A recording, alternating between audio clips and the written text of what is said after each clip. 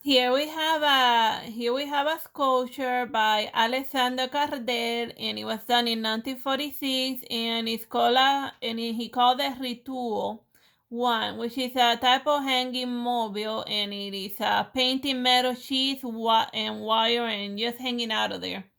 And like this artwork was considered like quite unique and revolutionary because because like around the 20th century, before he came about, all types of sculptures were like static objects. Like think of it, your traditional like Greek statue, or or just and even with the folks that were like doing more abstracted work like this one, the sculptures were still pretty much objects that didn't move whatsoever. So then here comes Cardera, inspired by those little mobiles that you put like right on top of like children's cribs and stuff. Like the thing like that move very slowly and stuff and create like cute little patterns. So then like that's when he had like the idea to create a sculpture that moved.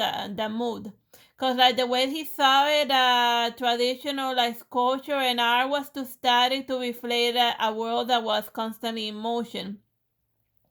So then he drawing on like his past childhood and inspiration. He said, cause like when he was small, he liked to make little toys and jewelry made from scrap metal. So using like what he knew of like scrap metal and stuff, he made this seemingly simple arrangement that is actually like constantly like emotion and stuff, because like the picture of it doesn't do quite justice to it, because like if you were to see this thing in like the physical real world, you see that it's one of those things that is like in a perpetual motion. Well, not like a true perpetual motion machine. At least every once in a while, somebody's gotta give it like a little bit of a push in order to get the artwork to like continue moving again. But that's just basically the idea of like the artist, just to make a sculpture that moves and stuff. And during the 20th century was like a very unique approach to like sculpting in general. So I hope you find this amusing. Bye bye. God bless.